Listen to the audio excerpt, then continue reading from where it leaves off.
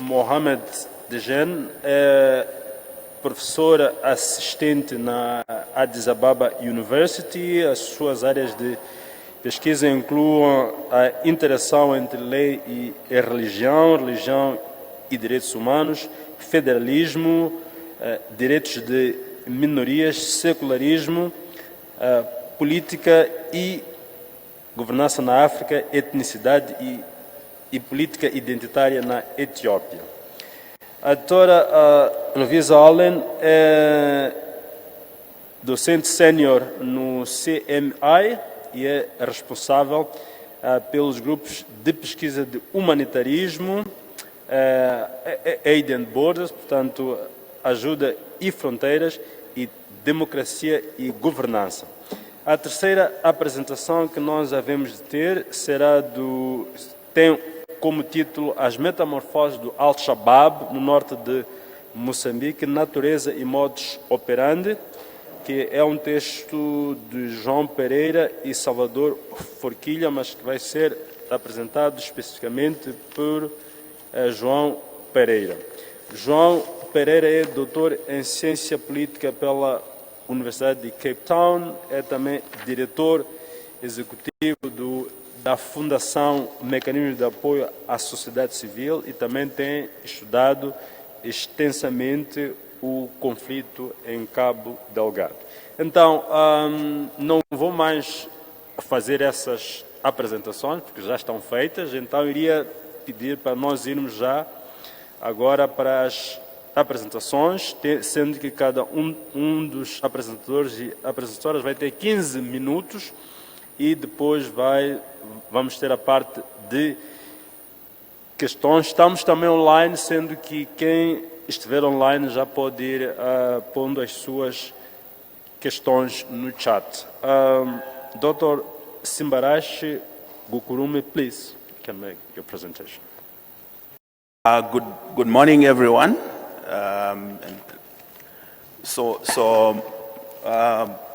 My presentation is based on a project, a 3-year project that we started in 2019 in Zimbabwe. So for us to understand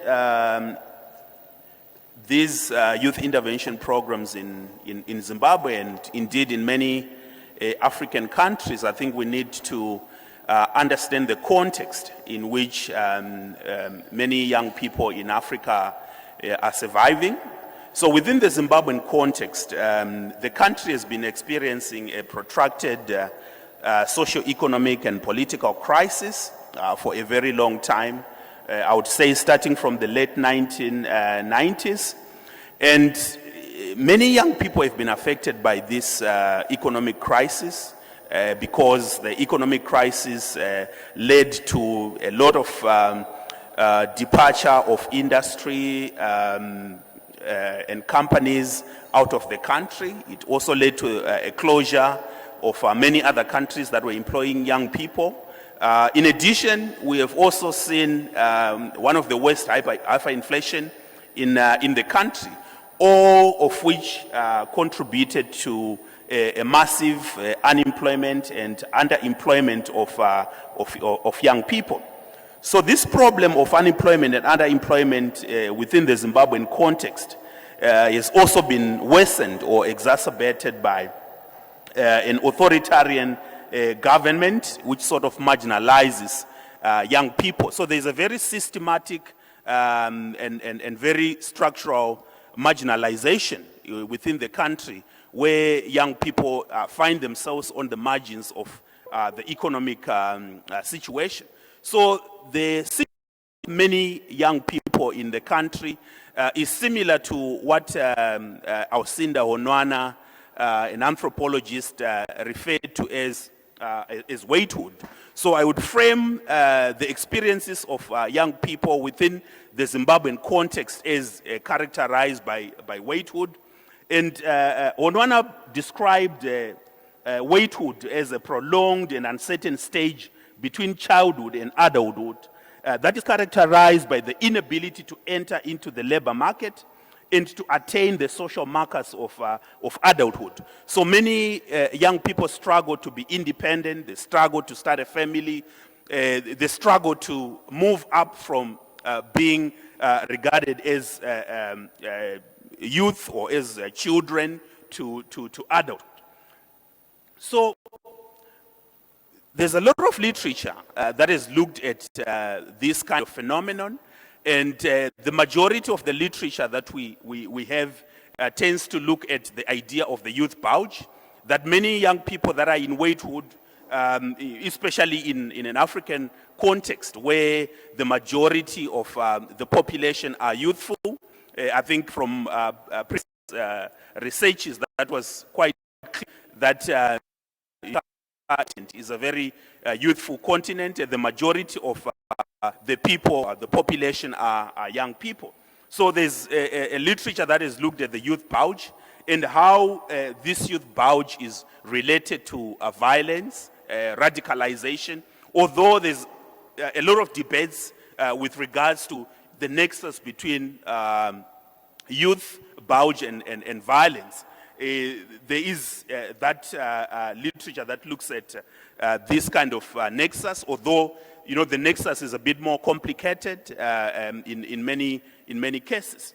So realizing this political and also security threat from many unemployed young people, the Zimbabwean government then tried to establish a number of intervention programs. And these intervention programs were initially, of course, meant and devised to target and empower unemployed young people. The first that was introduced related to employment schemes or employment programs, and this was introduced by the government, especially in government ministries and government departments. So they introduced what they called the youth officers, who were employed in various departments of the state to work for the government. So this was an attempt by the government to deal with the problem of unemployment. And then later on, we saw the introduction of an entrepreneurship program that was called the Youth Revolving Fund. This Youth Revolving Fund was actually administered by several banks, including government-funded banks such as CABS, IDBZ, as well as CBZ. The applications for this Youth Revolving Fund was actually done through the Ministry of Youth and also through political party networks. So the Youth Revolving Fund in Zimbabwe was actually riddled in corruption, nepotism, and many other problems that were already highlighted by some of my colleagues in Uganda, which speaks to how common the problems are, not only within the Zimbabwean context, but also in other African countries.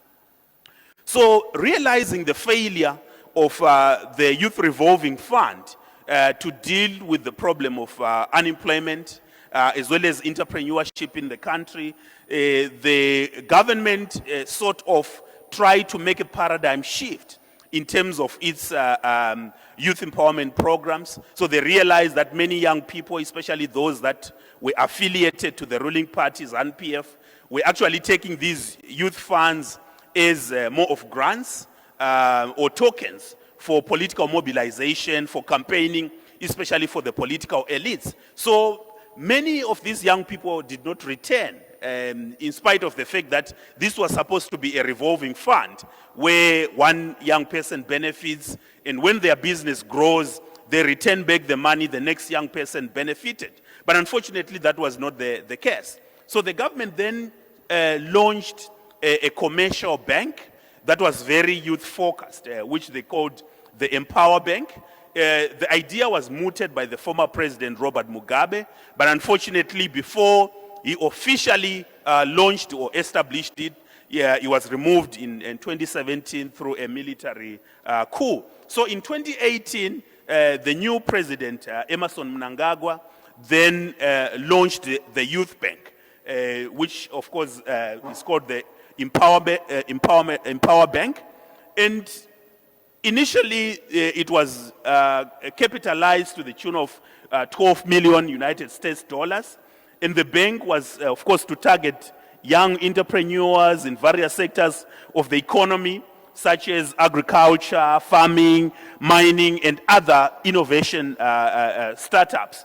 So it was informed by, for instance, the need to provide social and financial solutions to those that were financially excluded, and of course, the youth more broadly. That is, of course, the mission of the bank. So the bank came up with a number of starter packs in various sectors of the economy. And on your screens there, those are some of the starter packs that were introduced in agriculture, the poultry starter pack. So the requirements for one to get these loans, for instance, you needed to open an account with the Empower Bank, you needed a proof of residence, you needed passport photos, a copy of your national ID, you needed a business plan or a business proposal, you also needed to have a budget and other things, which, of course, as you see later on, proved problematic for many young people, especially those that are based in the rural areas. Some of them were semi-literate and could not come up with a viable business proposal or business project. So those are some of the starter packs, apart from agriculture, like I've highlighted. They also targeted mining. And in mining, what they actually did was to formalize artisanal small-scale mining, which many young people were very active, but they also tried to assist with equipment, the buying of the equipment that was needed in mining activities, a number of farming starter packs. Of course, this was understandable because Zimbabwe is a largely agro-based economy.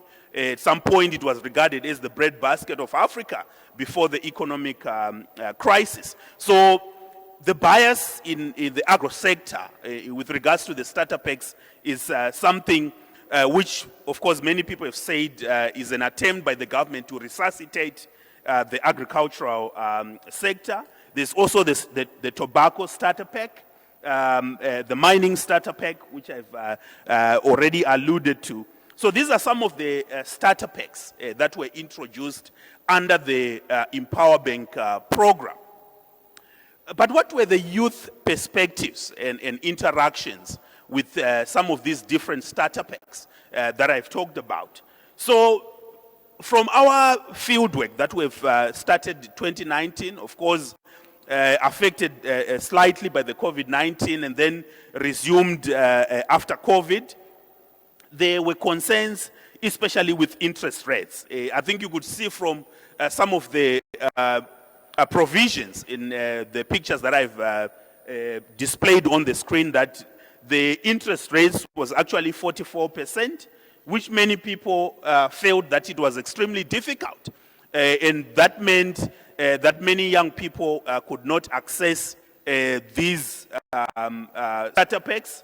The Empower Bank, because it was governed and operated as an official bank, it also required collateral.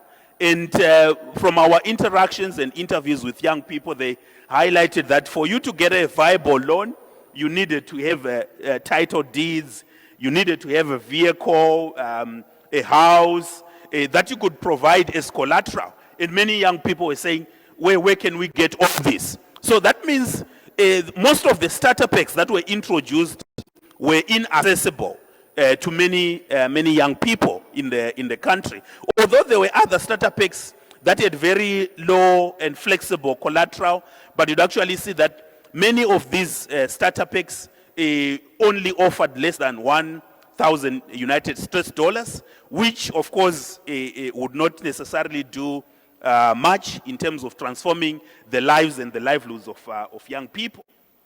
And some of them highlighted also that for one to access some of these starter packs and funding through the Empower Bank, you needed to have political connections, you needed to have patronage networks. So in terms of access to the fund, you'd actually see that political networks and patronage networks actually mediated access to funding within the Empower Bank, in spite of the fact that in our interviews with the bank officials, they said we assess the applications based on merit. But many of the young people that we have talked to, we have applied, were actually saying that even if you come up with a very viable and interesting proposal, it's extremely difficult for you to get it without any political recommendation. And that was also a challenge. And for many young people, especially those that are from low socioeconomic background, and also those that are less educated, and those that are based in the rural areas, we also realized that many of them struggled to write a proposal, and that also affected accessibility to the Empower Bank starter packs. So in terms of some of the narratives from young people that we interviewed, I've just thrown in a couple of quotes there. One young person, for instance, said, their loan requirements only suits the rich. They don't really consider the merit of the business proposal, and they need a car, a house, or title deeds as collateral. Where does a young person get that from? Everything is impossible. They don't empower anyone at all. It's all fake. The next young person said, this is a fake so-called Empower Bank. It is nothing. The programs only support the already rich. I wish I was never there at all to waste my time applying. The other young person said, I once tried, but I was told that they need collateral and that the amount of the collateral should be at least twice the amount that you are applying for. So that was a sort of a snapshot of what many of the young people that we talked to were highlighting. We have also seen that in spite of the fact that the Empower Bank claims that they operate professionally and assess the applications based on merit, there's also been evidence of political interference and political influence. For instance, it was not uncommon for the Empower Bank to always follow ZANU-PF rallies and not necessarily be present in opposition party rallies. And that is a picture which I took during field work when I was following some of the Empower Bank officials in their outreach programs. And you could see the white tent there is the tent of the ruling party, ZANU-PF, and then the other tent is for the Youth Empower Bank. So some of the young people would actually be recommended to the bank just after the rally. So the government sort of tried also to use the Empower Bank for its own political mileage, which I think resonated with many other examples that we have already heard from other countries. So in terms of the conclusion, these are, of course, our tentative conclusions because we're still, dealing with the data. So the Empower Bank for us is a scheme that operates through a very specific and elitist political party patronage networks, where the politically connected youth enjoy unlimited access, while the less connected young people are largely excluded.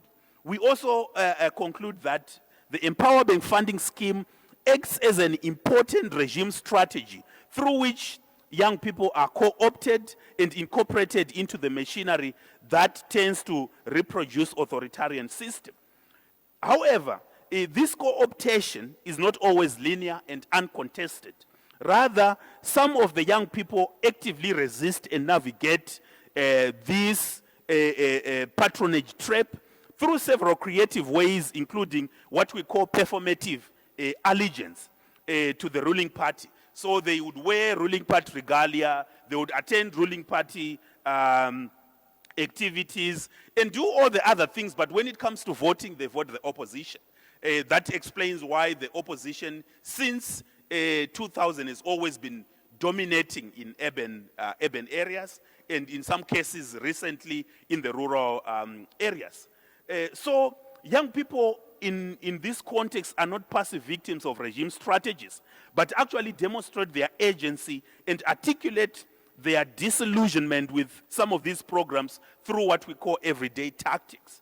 So we argue that patronage through youth funds is insufficient in tying the youth into ruling party into the ruling party activities. So that is our tentative conclusion. Thank you very much. So this paper that we're going to present now is a result of exploration of another employment scheme, which is the Youth Revolving Fund in Ethiopia. And the data collection has been done by Mohammed, so he will present the findings from that, and I will start by introducing the kind of interactions between the youth and the regime more historically. And just to refer back a little bit to also to what has been discussed in the past, you know, the youth bulge has been used as a concept, which is also a very contested concept, of course. And I think it's worth to remind ourselves that in many contexts where there is a large youth population, you would not find conflict. So there is no causal mechanism here necessarily between large youth populations and conflict. But it raises a lot of issues, a lot of tension when many of the young people are unemployed, which is also a reason why not only authoritarian government but also international donors have been very interested in promoting employment schemes as a solution to this. And of course international donors have other concerns. They are worried about instability and they're worried about migration. So they share this interest with the authoritarian regimes to use employment schemes as a means to address also other larger issues. But current research has also been showing that there is no necessary relationship between introduction of employment schemes and peace. I mean, there is this kind of relationship is much more complicated, which I think our studies really illustrate. There is no point in repeating what also Asnake and Emmanuel has already said. You know, Ethiopia is one of the countries with large youth populations, and there is a big problem of youth unemployment. Ethiopia is a bit peculiar because they have not had specific youth policies in their first, maybe since 1991 until early 2000s. They really didn't address the youth as a specific issue like you've seen in other countries. They were more preoccupied with ethnic groups, the ethnic federal system, giving power to ethnic groups. So it was not before 2009 that the ruling party established a youth league, a particular youth section of the ruling party. But they have all the time had youth organizations, so-called government-affiliated NGOs that have been organizing the youth, been very much controlled by the ruling party, and there have been this kind of blurred division between civil society and the ruling party. And then since 2005, when there was a controversial election, the opposition managed to mobilize the youth. That opened the eyes of the ruling party, making them more willing to address specific youth issues. And since then, you've had a youth council, you've had specific youth policies, and then employment schemes. So I think I'm going to leave the word to Mohammed to talk specifically about a recent employment scheme, Youth Revolving Fund, that's been established since the protest evolved that Emmanuel and Asnake talked about. from my close observation to the presenters at the previous time, I observed that lots of similarities between that of the Ethiopian case and that of Uganda and Zimbabwe and more of other African countries. Here, unemployment is a serious challenge in Africa, especially in sub-Saharan Africa, because of this youth bulge, so that government intervention to solve youth unemployment problem is very crucial. In this sense, the Ethiopian government introduced youth employment schemes to resolve youth unemployment problems. In this sense, the economic objective of solving youth unemployment is a declared objective or the intended purpose of the government. But there is a hidden or unintended or that of unofficial purpose of political goals is the aim behind that economic objective. So in this sense, the political objectives overshadowed the economic objectives to be achieved. Hence, our purpose, the purpose of this paper is to examine why and how the government of Ethiopia used or misused the Youth Revolving Fund for achieving political goals in addition or at the expense of economic objectives. In this sense, as it is said earlier, many sub-Saharan African countries are known by their youth bulge. So Ethiopia in this sense is a country of young people. Over 70% of its population belong to the age cohort of 30%. So with this, there is unemployment problem, serious unemployment problem in the country, where 50% of its youth population is unemployed. So a number of factors can be cited as a cause, but the government singled out lack of capital or finance and entrepreneurial skills as the major factors to be intervened. So in this sense, positive government intervention to use specific challenges is very crucial. However, the government response for many years was that of neglect or ignorance, as if there is no youth unemployment problem, or simply to deny it, or to control the youth by force. It was lately that the government introduced youth-specific policies and programs to respond to youth challenges.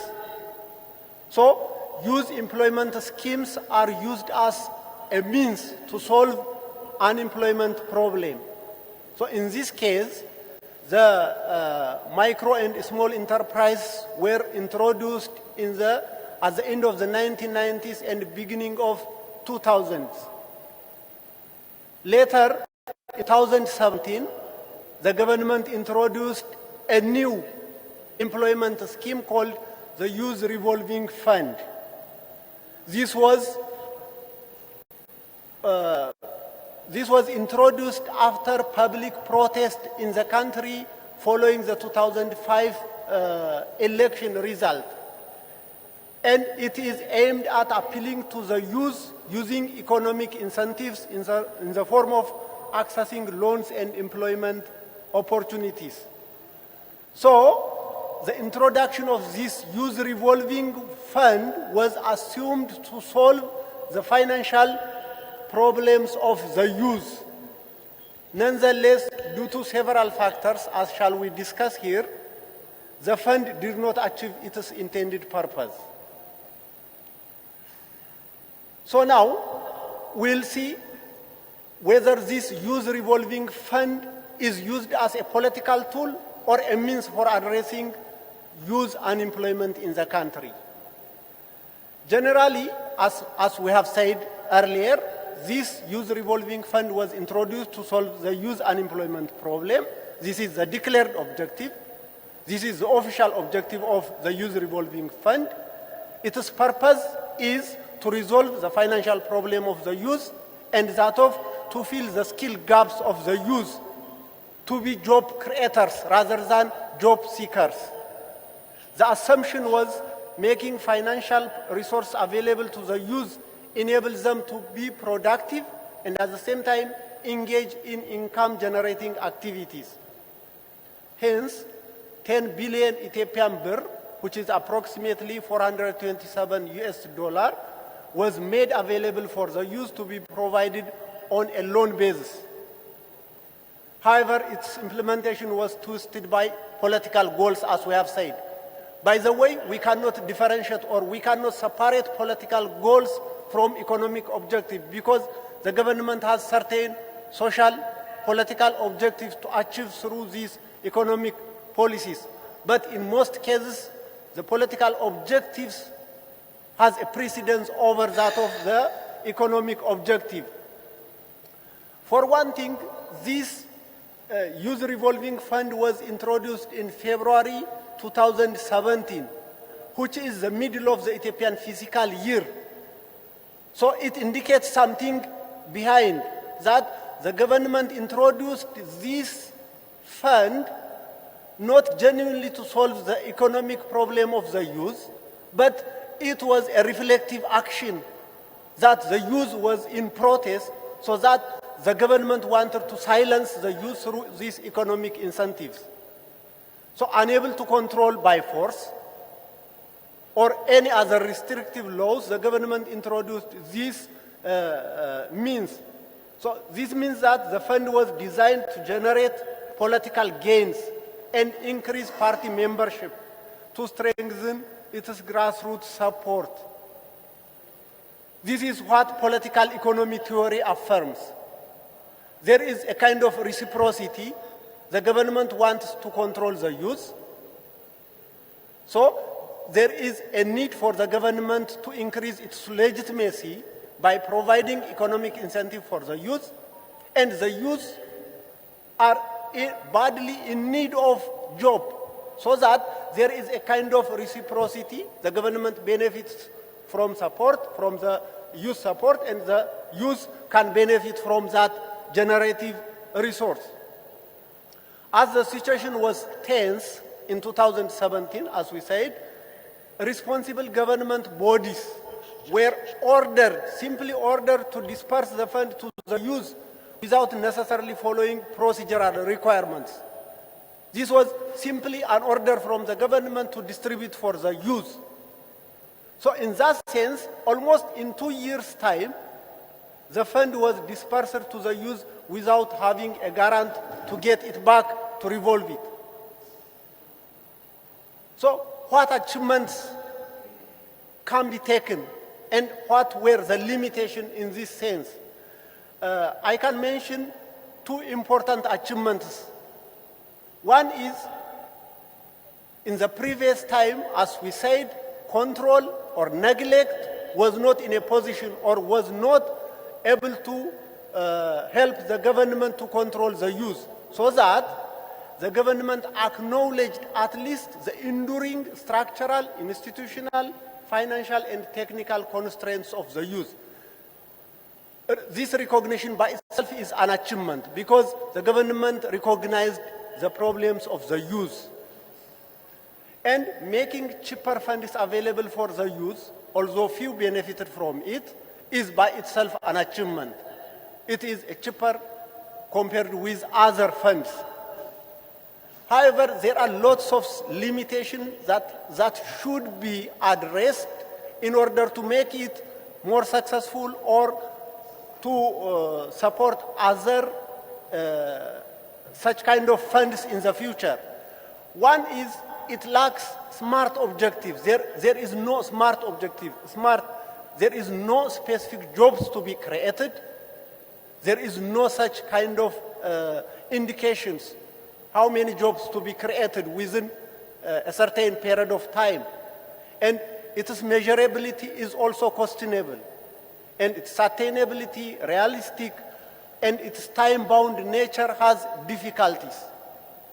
The other one is there is poor recording of data to monitor and evaluate the challenges and appreciate the achievements.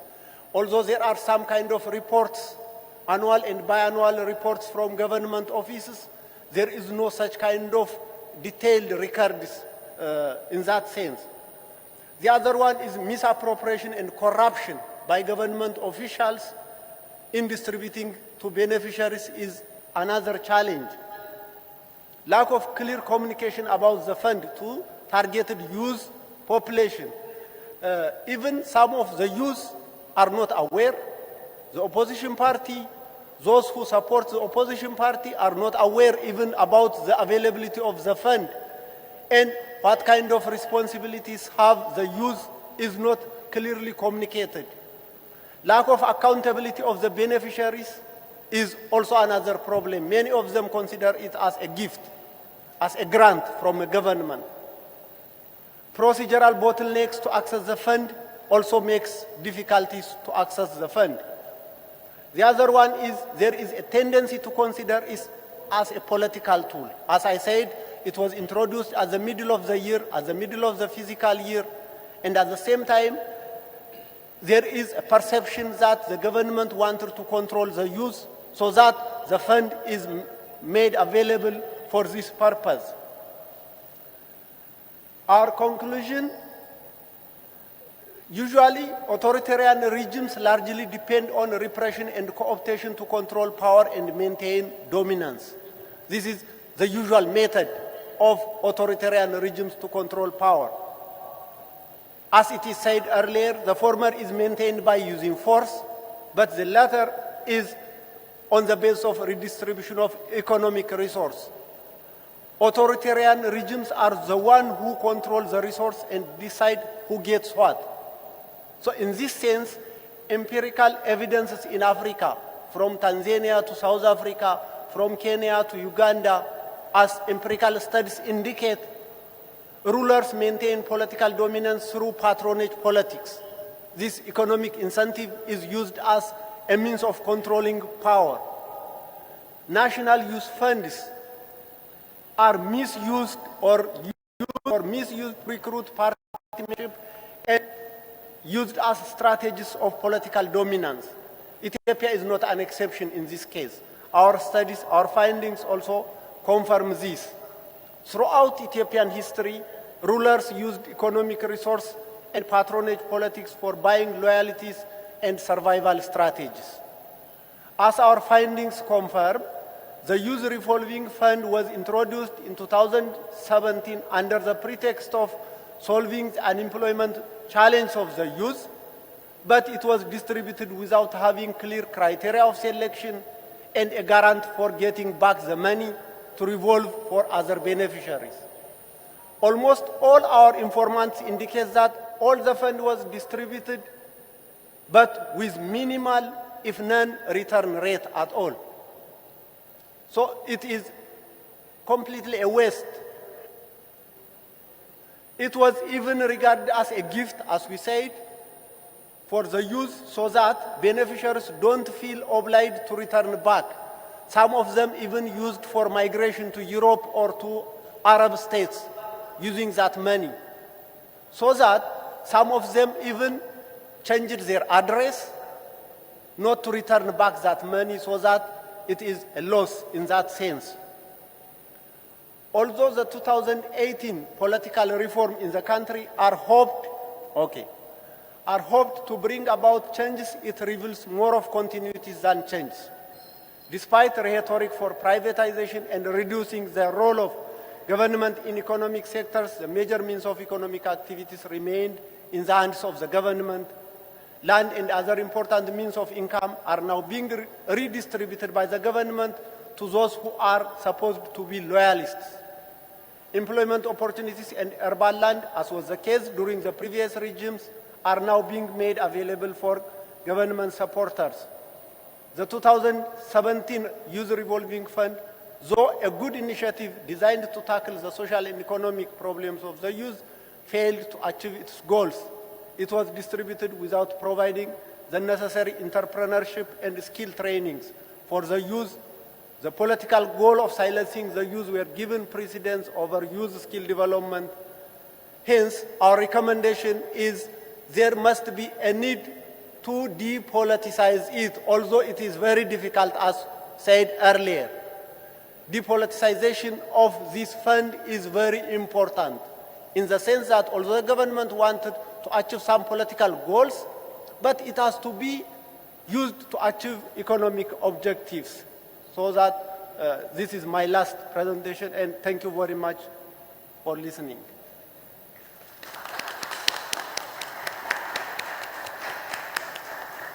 Thank you, Professor Dejen. Sou João Pereira, please. Muito bom dia a todos e a todas. Aqui o plano de apresentação é tentar mostrar um pouco o contexto, a metodologia, o argumento, a reinvenção do Al-Shabaab e a conclusão. Primeiro, dizer que existem sinais de entrada de um tipo de ideologia do Islã, chamada ideologia salafista, que começa a partir de 2006 a manifestar-se nos distritos, principalmente de Palma, Mocimba, Macomia, Nangade e Meio-Dumbe. Depois, também dizer que esta seita se transformou em movimento militar a partir do ataque de outubro de 2017. E depois assistimos também ao alastramento da violência, à ocupação do território e instalações de bases militares, não só em Mocimba, como em outros distritos arredores de Mocimba da Praia, como, por exemplo, Macomia, Kisanga, Muidumbe, Nangade e Palma, mas com uma grande manifestação destas ações de caráter militar nos distritos de Macomia. Depois também assistimos cada vez mais uma ligação deste grupo interno com outros movimentos jihadistas e a nível regional e a nível internacional.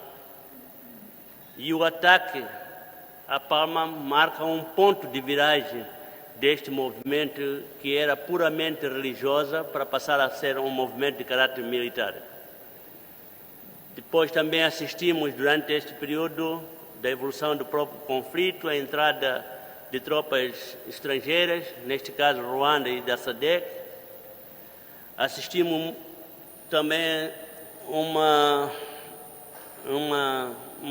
recuperação por parte das Forças de Defesa e Segurança e aliados de territórios e desmantelamento de algumas das bases militares do Al-Shabaab. E também, em termos de contexto, assistimos agora ao alastramento dos ataques ao sul de Cabo Delgado e norte de Nampula. E a questão deste artigo é tentar explicar como é que o Al-Shabaab tem evoluído ao longo dos 5 anos, que táticas e técnicas tem usado. E em termos de metodologia, nós temos estado a recorrer à pesquisa documental e à pesquisa de campo, a abordagem qualitativa, entrevistas semi-estruturadas de grupos focais, e a pesquisa de campo decorreu ao longo dos últimos 12 anos, desde novembro de 2020 até julho de 2022, com várias idas ao terreno. Nesse período, visitamos alguns distritos de Cabo Delgado, como Pemba, Palma, Mocimba da Praia, Nampula, Nacala Porto, Nacala Velha, Memba, Niassa, Mecula e Marupa. Nós entrevistamos membros das Forças de Defesa e Segurança, funcionários de governos provinciais e distritais, deslocados de guerra, pais cujos filhos juntaram-se ao Al-Shabaab e liderança das organizações da sociedade civil, tanto a nível da província como a nível do distrito, muitos deles com grande conhecimento dos processos da evolução do próprio grupo Al-Shabaab. O nosso argumento principal neste artigo é que a evolução do grupo Al-Shabaab e a capacidade de reinvenção tem a ver com dois tipos de fatores. Fatores de caráter externos, que é mais ou menos as ligações transnacionais com outros grupos jihadistas e da rede do crime que opera na região entre o Congo, Quênia, Tanzânia e Moçambique. E um outro grande argumento também é a presença no seio do grupo de elementos com experiência de outros teatros de guerra, o que leva com que estes movimentos, mesmo sendo locais, com esta parceria, tenham uma capacidade muito grande de combate e uma experiência de conflito e de como se reinventar e atuar perante a capacidade defensiva ou ofensiva das forças de defesa e segurança e depois também das tropas estrangeiras. Depois também temos como fator externo que nos dá uma clara indicação de que existe um apoio externo e logístico dos outros movimentos jihadistas que depois cria esta capacidade de conhecimento para poder se reinventar-se. E de fatores internos, nós temos como um elemento-chave da explicação do crescimento deste movimento e da capacidade deles de atuar, que é a ausência do Estado num território muito extenso como o nosso. Grande parte do Estado, ou serviço do Estado, ou a atuação mesmo do próprio Estado se circunscreve à vila-sede e um pouco ao posto administrativo e à localidade, mas do resto do território praticamente não existe uma grande presença do Estado, no seu sentido, não só em termos de providenciar serviços como educação, saúde, mas também serviços em termos de segurança, né? Polícias, militares, defesa do espaço e do território. Depois também temos toda uma juventude sem perspectiva e sem aquilo que nós poderemos chamar de almofadas sociais que permitem o enquadramento dessa juventude dentro das redes de solidariedade a nível das próprias comunidades, e isto cria uma situação de desespero no meio do grupo de jovens, porque eles não têm outra perspectiva que não seja juntar-se a esse tipo de movimento ou a rede criminosa como única base de sobrevivência para eles. Depois, também temos a presença de elementos no grupo com profundo conhecimento do contexto local, né?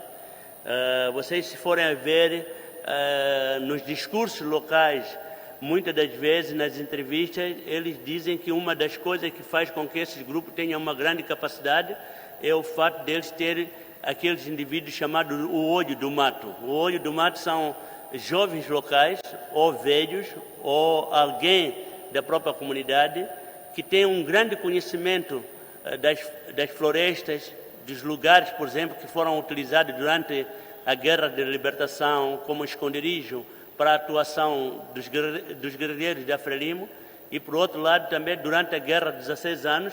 Então, essas pessoas que têm um grande conhecimento do terreno e do contexto, aliado à experiência de guerra que traz grande parte dos guerrilheiros dos Al-Shabaab que vêm de fora, permite eles terem vantagens competitivas que, em comparação com as nossas forças de defesa e segurança, que muitas das vezes são pessoas que vêm dos outros territórios e não têm um grande conhecimento profundo dessa dinâmica da própria natureza dos próprios distritos ou das próprias florestas, dos rios e dos espaços sagrados e tudo isso.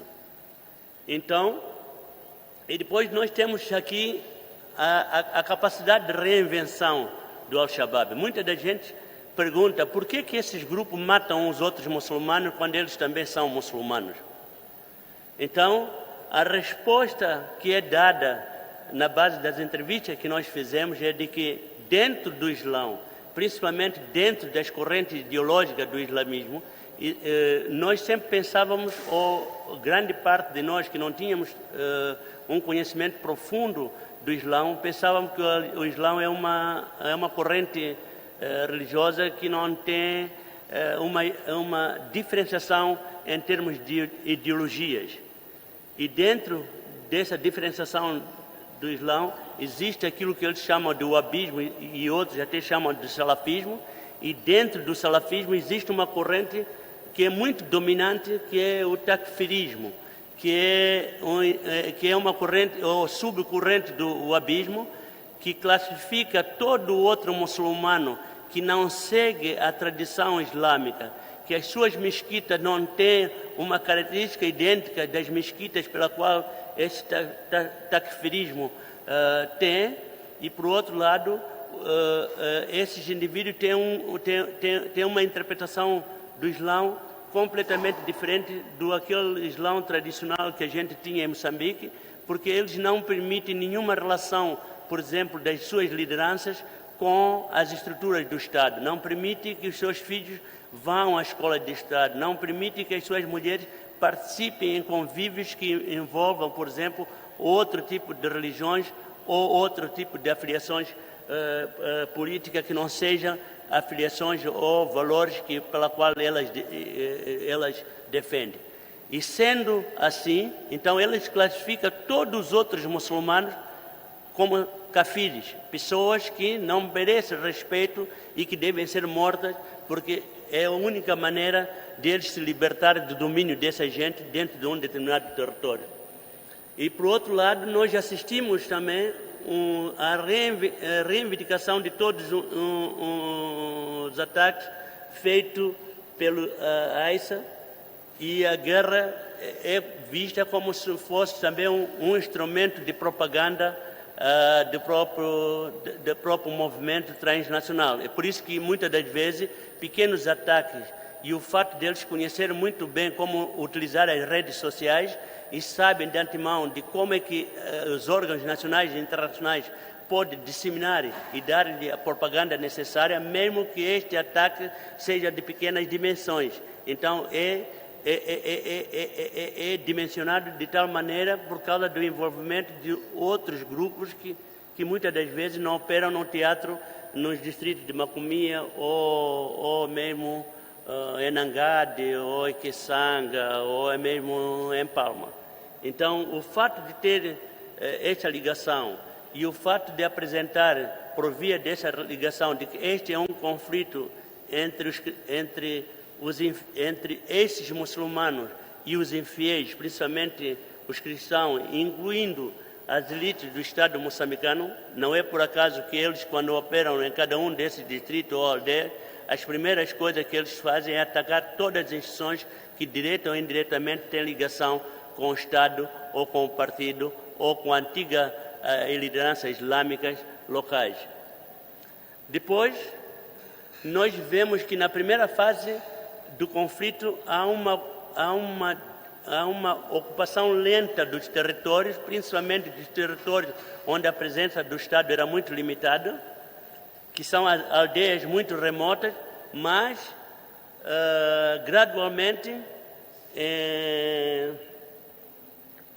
eles começam a estabelecer unidades centralizadoras e grupos muito mais alargados de guerrilheiros ou combatentes de Al-Shabaab, e criaram as suas grandes bases militares na zona de Siri, que em Mani significa lugar escondido, onde eles, a partir dali, e com a inserção de outros guerrilheiros que vinham do Congo e do Quênia, acabam por criar grandes unidades de treinamento de jovens e começa a dotar de experiência de ocupação de território. E em junho, eles transformam-se numa unidade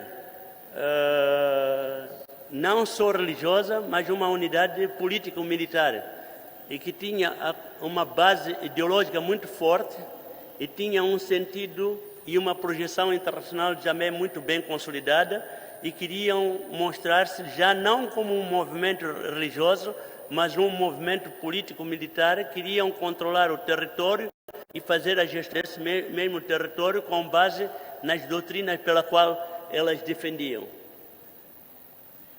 Depois, a partir dessa combinação entre a entrada de novos grupos militares e, por outro lado, de novas tendências de ocupação de espaço, eles conseguem, durante 2020 e 2021, praticamente ocupar uma grande parte do território de Mocimboa, e Palma, Macomia, Nangade, e é ali onde eles começam até puxar, por exemplo, as forças de defesa e segurança de unidades, por exemplo, espalhadas em vários sítios. Eles conseguiram forçar toda a nossa tropa e concentrar-se na vila de Mocimboa da Praia, na vila de Palma e, por outro lado, em Moeda. Então, de grande unidade espalhada das nossas forças de defesa e segurança, por causa dessa capacidade militar deles de avanço no controle do terreno, forçou as nossas forças de defesa e segurança a criar unidades centralizadoras ou centrais, mas em Mocimboa, em Palma e em Moeda, e nunca em pequenos postos de avançado. Por quê? Porque estava a ter muita derrota. E, por outro lado, havia uma situação em que eles estavam a utilizar essa fragilidade da nossa capacidade logística, da inteligência e tudo isso, e a partir dali eles recuperavam grande parte do fardamento e de armamento desses postos de avançado do Exército, e para contrapor isso, o Exército preferiu fechar-se e concentrar mais em unidades centralizadoras, mas a nível desse distrito, principalmente de Moeda. E a partir daí nós abrimos uma brecha de deixar lugares abandonados, já sem presença do Estado, sem presença militar, sem presença dos polícias, e o que obrigou eles a controlar esse território. Mas a entrada das tropas estrangeiras reverteu essa situação, o que obrigou a grande parte do grupo Al-Shabaab a abandonar, por exemplo, Palma, obrigou a abandonar Mocimboa da Praia, obrigou a abandonar grande parte dos territórios que eram controlados por eles, e eles acabaram por se fixar-se em zonas cada vez mais difíceis de acesso. E nesse processo todo, em vez de atuar em grandes grupos de 50 a 100 indivíduos, os Al-Shabaab começaram agora a atuar em pequenos grupos, mas espalhados em várias direções, o que dificulta até certo ponto a capacidade combativa das nossas forças de defesa e segurança. Então, eles já estão a atuar em unidades de 10 a 20 pessoas, às vezes até 5, mas que têm uma estratégia de clandestinidade, praticamente, que de penetrar, criar pequenas células, fazer algum ataque, e a partir do uso das redes sociais, poder disseminar por via das redes sociais essa grande parte da informação, para depois criar esse pânico todo que a gente assiste diariamente nas nossas redes sociais. E, por outro lado, para permitir o desdobramento das forças de defesa e segurança, principalmente também das forças estrangeiras, o que o Al-Shabaab faz é estender o seu raio de ação para a zona sul do distrito de Cabo Delgado e outra para Niassa, para depois, a partir dali, permitir o desdobramento e complicar mais a capacidade logística das nossas tropas de defesa e segurança, criando assim um ambiente favorável para que aquela guerrilha de Al-Shabaab possa funcionar de forma mais eficiente. Então, eles utilizam ataques surpresa, assaltos, emboscadas, raptos e uma guerra psicológica muito forte. Então, isso faz com que muitas das vezes enfraquece a nossa capacidade de atuação, porque a partir do terror que eles usam, a partir, por exemplo, das redes sociais que eles usam, a partir do discurso que eles usam, a partir da desinformação que eles usam, faz com que muitas das vezes haja uma certa instabilidade dentro das próprias comunidades. Então, vou terminar por aqui. Se calhar, quando sair o artigo, teremos mais detalhes para discutir e ver como é que poderemos continuar o nosso debate sobre a questão do conflito no norte do país. Estava a ver o meu colega Macuane aqui, então, muito obrigado. Obrigado, professor João Pereira. Nós temos 3 apresentações, como dissemos, as 2 primeiras têm a ver com o grupo de pesquisa das interações entre o regime e a juventude na África, mas também ter reparado que essa última apresentação, embora tenha um foco mais em dinâmicas de conflito em Cabo Delgado, assim mesmo também tem alguma interface com a questão da juventude e a questão da brecha, que aqui tem sido falado por este grupo de pesquisa. Então agora estamos abertos para o debate. Quem está online pode fazer a sua participação via chat, põe lá as questões. Quem está aqui ao vivo, levanta a mão e antes de apresentar a sua pergunta, por favor, se apresente a si mesmo ou a si mesma. Já vi aí uma mão se levantando. Boa tarde. Sou Miguel Simbi. E, primeiramente, gostaria de dizer que não é uma questão em si, é uma apreciação. E gostaria de falar primeiramente, sobre os fundos que existem para ajudar os jovens a conseguir ter um desenvolvimento na sociedade.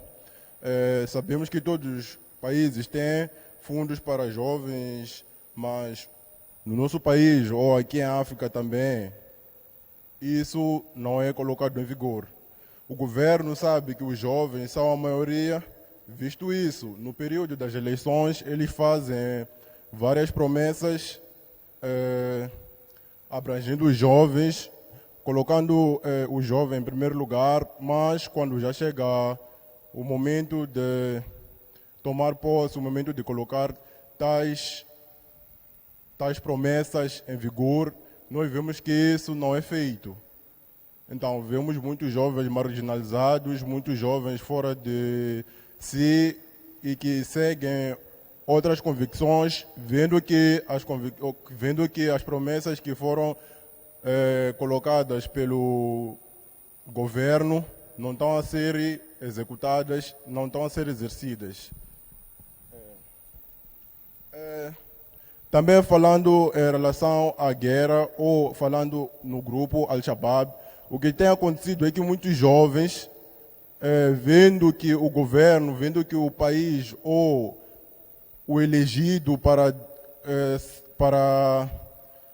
fazer com que o país ande, não está a cumprir com as suas convicções, não está a cumprir com os pensamentos que colocou para o jovem, ele acaba decidindo seguir o outro para ver se vai sair ou vai conseguir ter o que ele precisa, porque o jovem, nós sabemos que precisa de trabalhar, precisa de estudar e, acima de tudo, de se firmar na sociedade.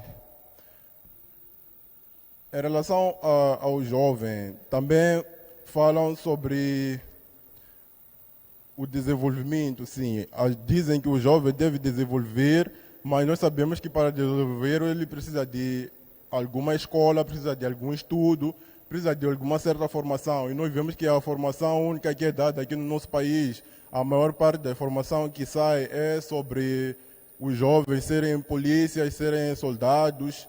E isso acaba estragando a mente do jovem, porque ele só pensa em guerra e também usam-nos, porque a maior parte dos jovens agora só está sendo formado para guerras, está sendo formado, por exemplo, ontem tiveram jovens que saíram de Matalane, são muito jovens, e nós vemos que nas universidades, não são todos os dias que saem muitos jovens, e nem por ano podemos ver que nem cerca de metade dos que saíram de Matalane saem de uma certa universidade. Então, por mim, devemos prestar mais atenção na parte acadêmica do que na parte militar de um certo jovem.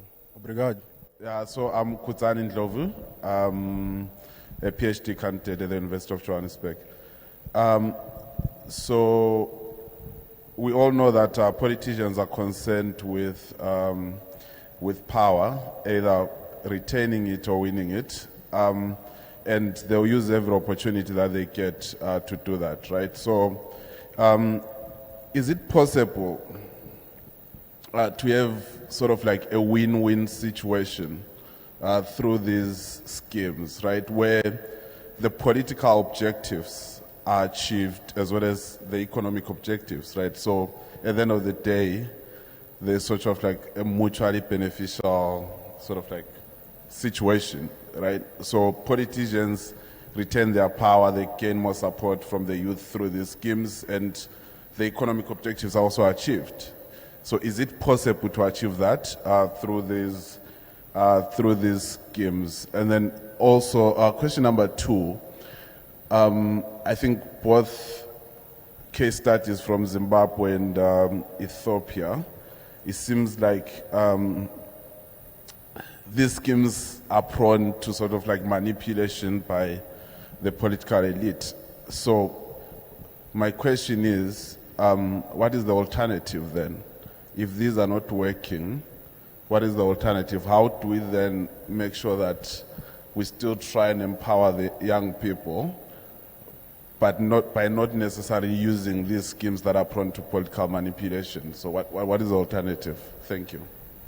My name is Asnaka from Ethiopia. I will follow up the last question. In the presentation by Simba, there was this argument the revolving fund was not used because there was collateral. Young people were asked to provide cars or land as a collateral. In the Ethiopian presentation, Mohammed was saying there was no collateral. The money was given as a grant. Young people considered it as a grant, and the rate of return was low. So in the two presentations, there are many similarities. It also shows the difficulty of the very idea of job creation schemes, which are promoted by international agencies and local governments. The idea is unemployed youth could be given training, could be given loans, and then they could be entrepreneurial. They could have their own companies, and they can prosper. But it looks like the idea is not working. Why not governments or international agencies try to support the private sector, young people who do have some businesses, and help them to expand their businesses and employ unemployed youth? My question or my comment, is there any problem with the very idea of providing loans, revolving fund, training? Is it working? Or is there any other alternative to the existing systems that we know? Thank you. Bom dia, Bill Kondracki. My question is about the Al-Shabaab presentation. There have been reports where Al-Shabaab gets confused with security forces because they're wearing military uniforms. And there have been other reports where normal criminals and gangs masquerade as Al-Shabaab to avoid attribution for criminal activity. My question is, for just normal daily, day-to-day attacks and violence, how prevalent do you think this problem is in terms of misidentification of who is causing the violence? Thank you. Boa tarde. Sebastião Paulo Ferrão aqui.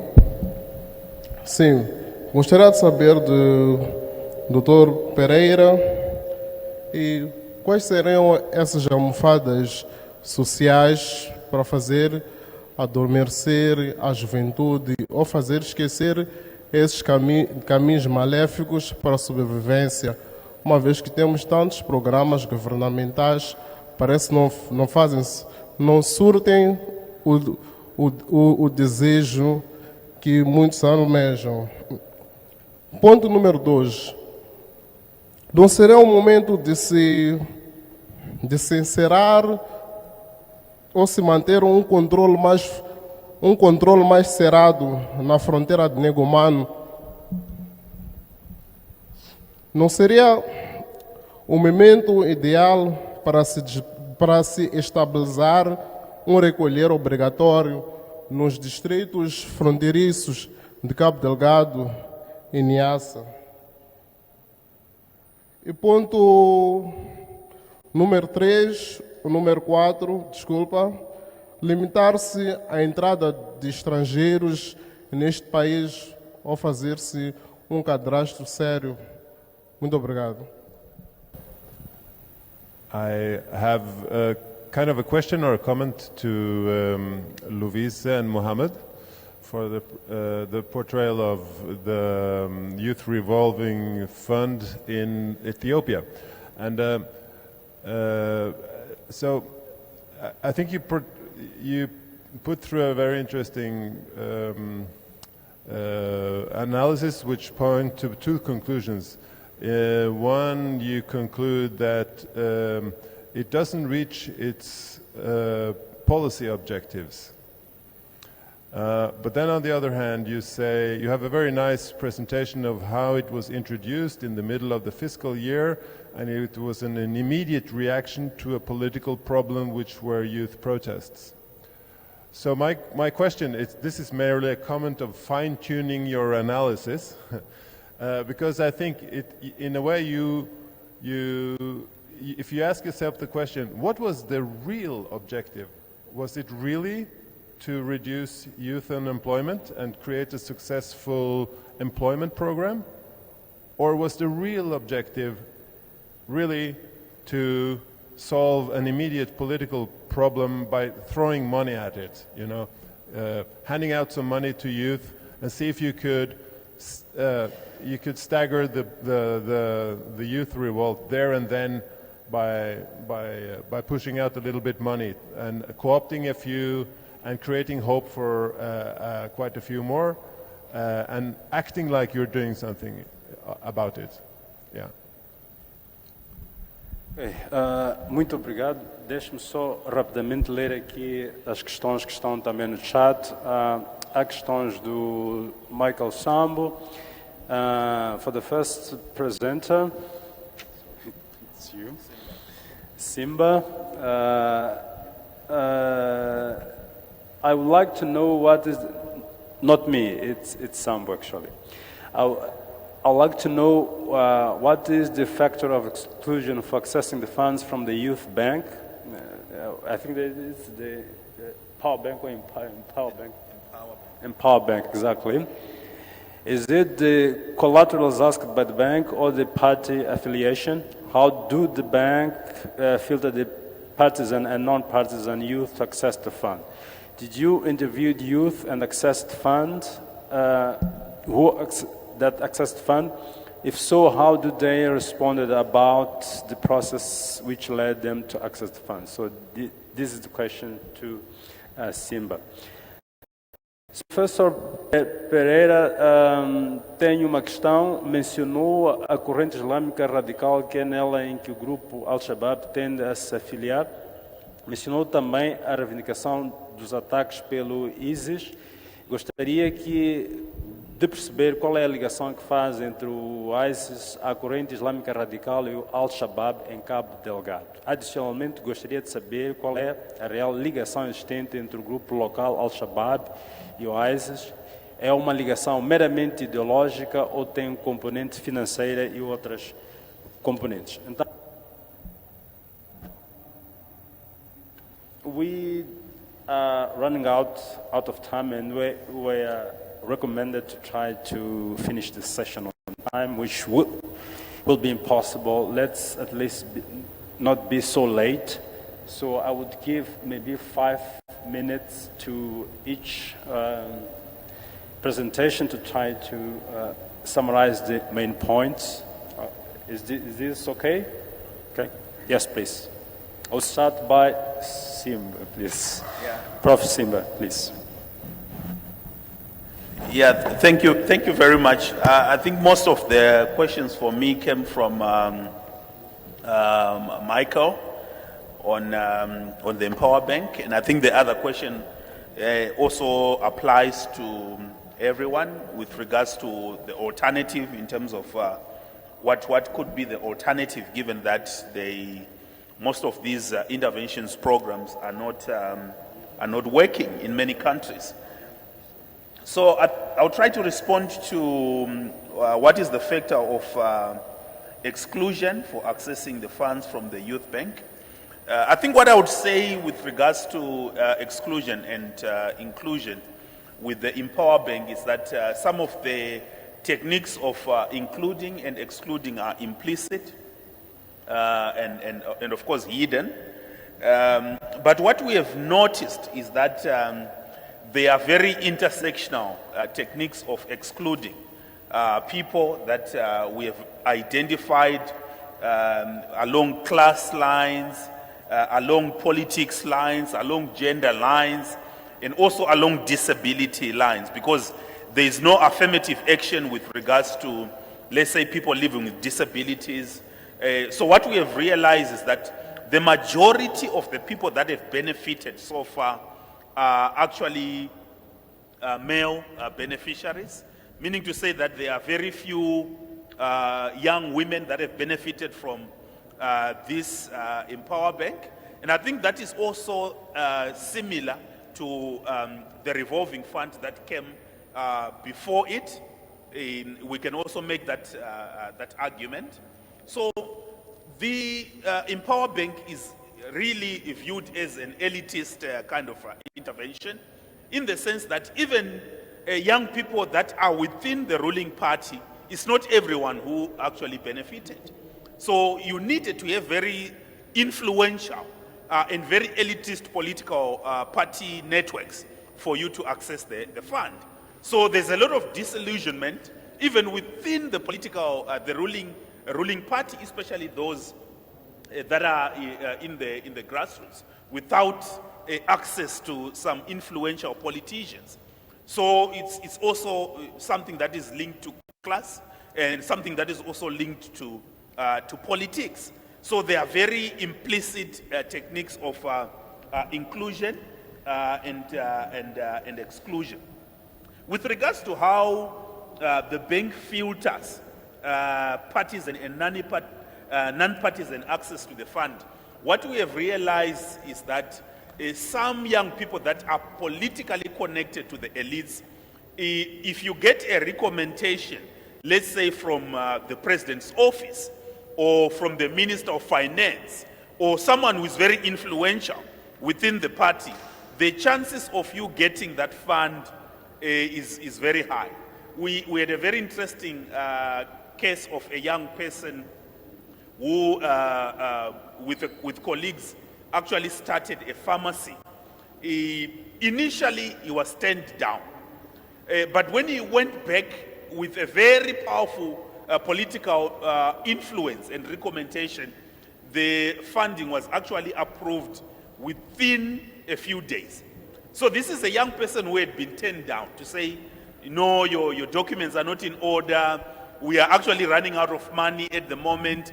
We are waiting recapitalization. But when he came back with a powerful recommendation letter, the funding was immediately given.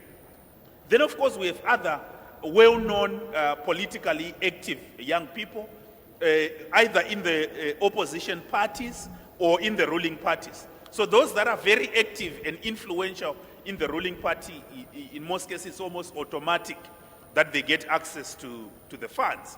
While those that are very active in the opposition parties, I think we talked to some of them, they were even told before applying, when they just went to the bank to ask for the pamphlets on what is required, and some of them were saying that they were actually told that you might be wasting your time. You will not get anything. So the last question, I think, related to whether we talk to young people that benefited. Yes, actually almost half of our almost 60 interviews that we have done so far, almost half were some of the young people that benefited. And coincidentally, some of the young people, I would say the majority of the young people that we have talked to who have benefited are those that were politically connected. We have a few who were not connected and who were non-political, who benefited on the basis of the merit of their proposals and their applications. But that is in the minority in terms of the numbers. But we are not dismissing that there are some that are actually getting this funding on the basis of merit. But if we are to compare them with some that are politically connected, sometimes without even good proposals, they get the funding. Then maybe lastly, and very quickly, with regards to the alternative, I think what we are seeing in the Zimbabwean case is that young people are resisting in very creative ways. One of the ways in which they are resisting is to come up with their own funding programs, for instance, which are, of course, very small scale, especially those that are in the informal economy. They come up with a strategy of pooling their own resources to start small and then try to grow big. Because in the informal economy, you need very little startup capital. And then, of course, performative allegiance to the party is a way of gaining access, but not necessarily voting for the party. Thank you. Thank you. Please. Okay, thank you so much. Concerning about whether there should be win-win solution for the government that wanted to retain its political power and at the same time whether the use or the political objective and the economic objective can be balanced. In this sense, we cannot deny that the government is interested to retain its power. So economic means can be used as retaining political power, and at the same time the government is a major provider of job opportunities in most countries in Africa. So in this sense, the government cannot be neutral or cannot simply achieve economic objectives denying or ignoring the political objectives. Because whenever economic objectives are not solved, then there will be a probability to unseat the government from power because of uprising and violence. So in that sense, the solving economic problem ultimately solves the political problems. So in this sense, the government needs to achieve its political objectives. So there must be striking a balance between achieving political objectives and economic objectives. The other one is about this collateral issue. It is a comment, but I want to add something. Whenever we say that there is no collateral in Ethiopia, the money is not simply provided for the use, but there is some sort of personal collateral. That means 6 individuals may organize themselves as one group. One individual will be a guarant for another. But at the end of the day, all of them disappear from that. One cannot be a guarant for the other, but there is some sort of collateral guarant. The other one is about the youth revolving fund. We said it doesn't achieve its objectives because the government is more of interested in political objectives than economic objectives. By the way, unemployment problem is a serious problem that cannot the government deny it or ignore it. So that achieving economic objectives by itself can be used or translated as achieving political objectives. But what was aimed at achieving political objectives was simply given precedence over economic objectives, and finally the government failed to achieve both. In the sense that it doesn't achieve the political legitimacy. It doesn't get the support from the youth. Finally the government was forced to be overthrown. And at the same time, there were repeated or successive state of emergency in the country before the introduction of the youth revolving fund. But the government was unable to control it, so that the other alternative could be co-optation through economic incentives. But in this sense also, the government did not achieve that political legitimacy and political support because of this issue. So in this case, I can say that the political objective or when the government introduced it at the middle of the year, the major objective was not an economic issue. Of course, I said that unemployment problem is very serious, but it indicates something that the government introduced at that time to create or to silence the youth instead of simply solving the economic problems. Thank you so much. So just a very small comment for me too. A very common kind of policy recommendation, if you look at policy studies of these employment schemes, is that in order to prevent cooptation and these employment schemes to be used in patronage, then you should have a clearer criteria for selection of beneficiaries. So that's one step, of course. And then you could also have youth actively involved in the design of the programs. But of course, I realize that in these contexts, even these steps would be enmeshed in politics. So, yeah, I mean, but it could be a start of a kind of an awareness creation, both among donors who have traditionally not wanted to see these problems, and also the governments in these countries who implement the programs. Thank you. Professor Pereira, please. Se calhar também agradecer, começando com a questão da ligação entre o IS e os Al-Shabaab, ou o grupo dos Al-Shabaab a nível local. É preciso dizer que esta ligação é uma ligação que tem diferentes tipos de componentes ou mecanismos. A primeira é a questão logística. Então, uma das grandes componentes em qualquer do conflito é garantir a logística para que aquele grupo cresça e tenha a capacidade de operar. E esta logística pode ser feita não só por via alimentar, né? Criar toda uma rede informal e não formal de abastecimento alimentar e mesmo de arma para que eles continuem a operar. A outra ligação é de caráter ideológico, que é mapeamento de lideranças islâmicas que têm uma grande capacidade de persuasão. Não é por acaso que naquelas mesquitas, muitas das vezes, vinham imãs de Tanzânia, de Quênia, e, por outro lado, a recolha de uma série de vídeos, principalmente de Obodo Orogo, do Quênia, que depois, a partir dos canais apropriados deles, eles faziam essa disseminação nas mesquitas.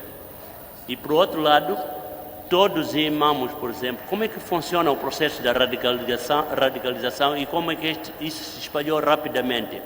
Espalhou-se por um simples mecanismo, é que eles tinham o Alcorão e os livros que deviam ser usados na madraça e depois o incentivo financeiro para todos os imãs que utilizassem aquele Alcorão e aqueles livros para serem ensinados nas madraças recebiam um subsídio de 2.500 meticais até 5.000 meticais, o que fez com que grande parte dos imãs que tinham sido formados na Tanzânia, quer ele em Tanga, ou em Mtwara, ou em Zanzibar, que tinham pequeninas mesquitas fora do controle do Estado, pudessem usar esse fundo e esse financiamento e essa logística toda para disseminar grande parte das mensagens que esses grupos queriam. Então, nós vemos isso e, por outro lado, a questão também dos financiamentos. Se vocês forem ver, eles praticamente criaram o mesmo mecanismo que criaram, por exemplo, em Power Bank, mas com Revolving Fund, quer dizer, praticamente tinha um grupo de pessoas a nível de Mocimboa, Palma, Macumia, Nangade, mesmo em Pemba e Nampula, em que grupos de jovens podiam ir levar financiamento, começar os seus negócios, pagar de volta, e uma vez estando nesta rede, essas pessoas deviam fazer parte deste movimento todo. Então, eles utilizavam o mesmo tipo de abordagem que muitas das vezes usamos para poder apoiar os jovens com o Revolver Fund, eles também usaram o mesmo mecanismo.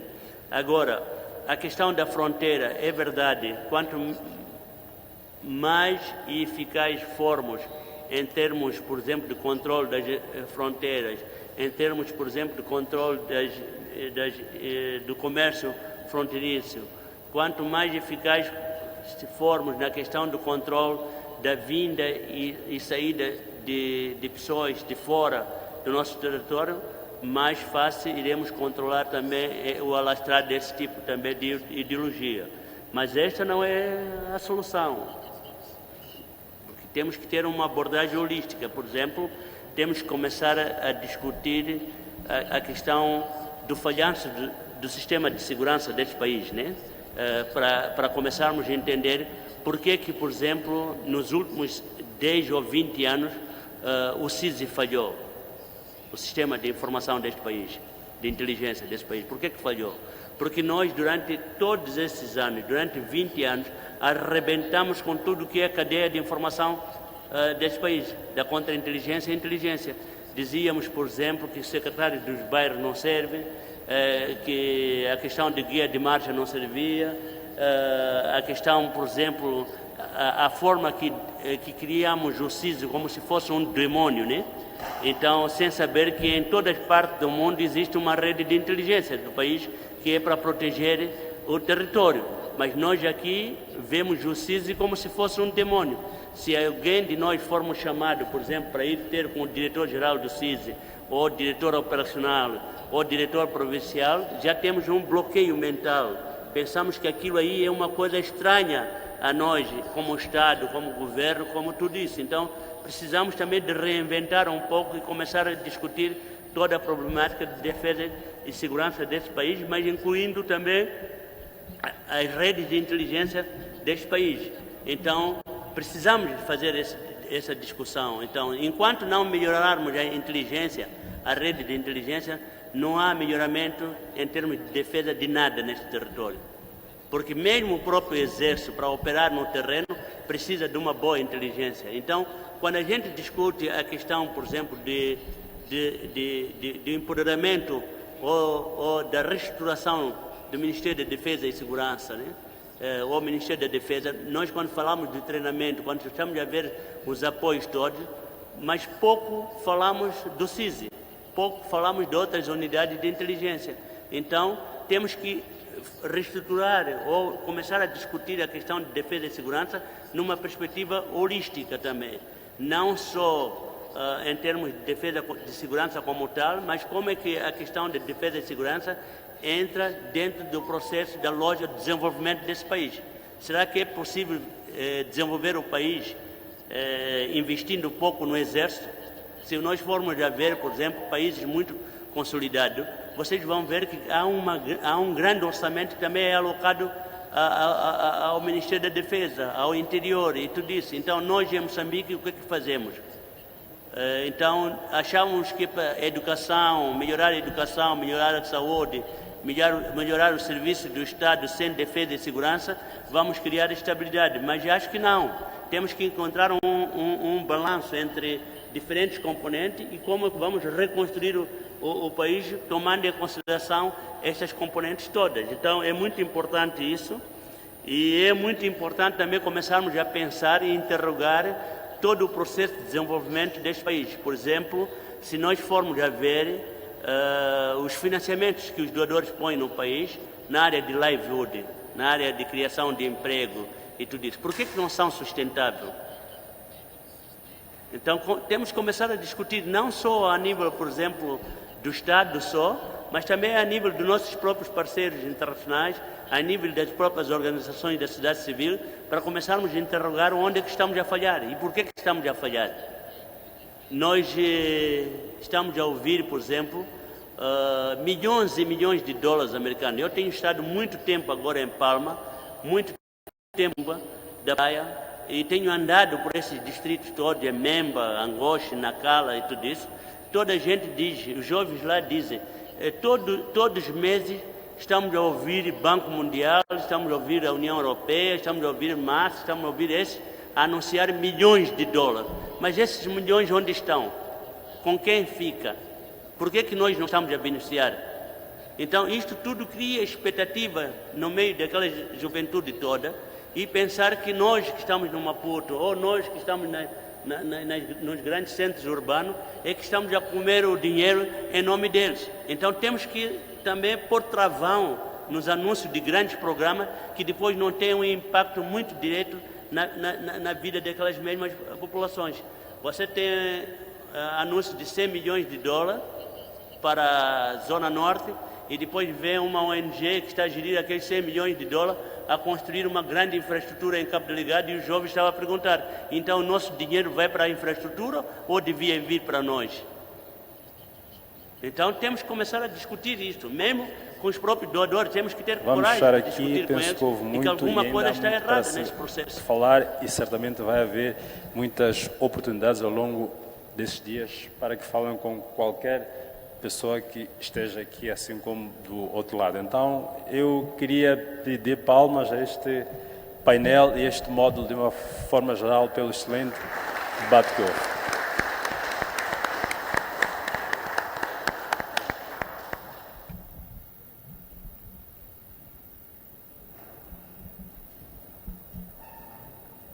Recording stopped.